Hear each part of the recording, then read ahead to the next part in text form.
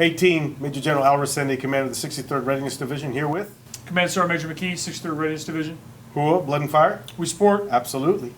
So we want to talk to you a little bit about the policy that we've put in place that's a very deliberate and a very cautiously developed process to bring us all back to the workplace.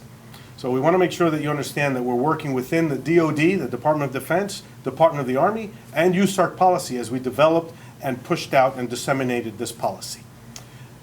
We also want to talk a little bit about our reduction in health protection condition, HPCON, from Charlie to Bravo, and in a few locations in Texas to Bravo Plus.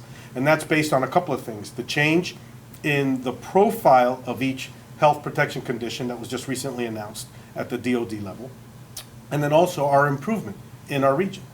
So case rates are doing great. Everybody's getting after this virus. You're protecting yourselves. You're protecting each other. So I think we're on the right path, obviously, because the case rates are extremely low. Absolutely. And matter of fact, in our region, in our 7 states, we had some of the worst states as far as performance in our case rate, and we're now some of the best states in the region, Absolutely. California being the #1 recently. So that's great news for us, it's great news for our families and all of our soldiers and civilians throughout our 7 states.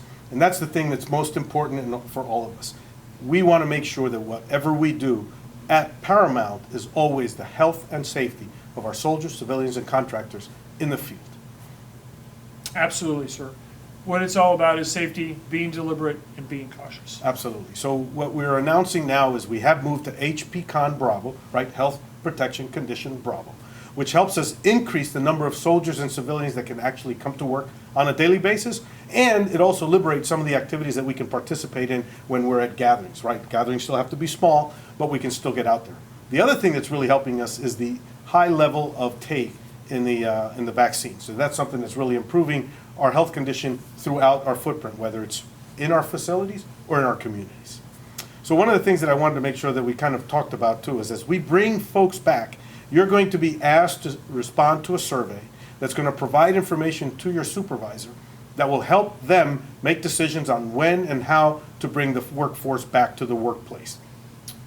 Once you've been asked to come back to the workplace, the telework agreements or the remote work agreements that were in place will continue to exist. So the ones that were in place before March the 17th of 2020, which is when we went under all of these pandemic restrictions, will continue to drive forward.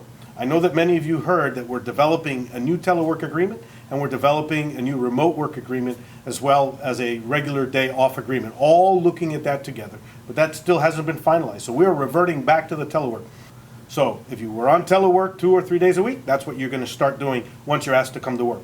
If you were in the office every day, that's what we're going to ask you to do, unless the restrictions based on the capacity, based on our HPCON, restrict us being able to bring everyone back that can. And so then that will be made at the section level. Absolutely, sir. And this is really good news. This is us getting back to our business in person. As you say, sir, the Army is a team sport, and we got to be here in person to really be the most effective for our national defense and our national security strategy. Absolutely. We still have the readiness that we have to build. We still have all of the objectives and mission sets that we have for the Readiness Division, and we have to keep delivering on that to the Army and the Army Reserve.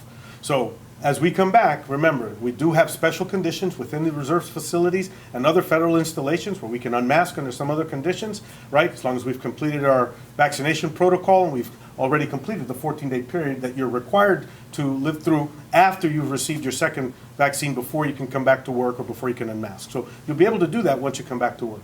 However, there'll still be some restrictions on gatherings and the capacity of the facility to really take everyone on. So we just have to adhere to those and more to follow on that through your section. And remember, you may have some different rules when you go outside the facility. There's still different restrictions on state and some local municipalities. So we just got to be conscious of where you are in your surroundings, whether it's a mask, not mask, social distance, etc. Right. So if you have questions, bring them up through your section leaders and all the way up to the command group. So thanks a lot for listening. We look forward to see you in the building very, very soon. Blood and Fire. We support.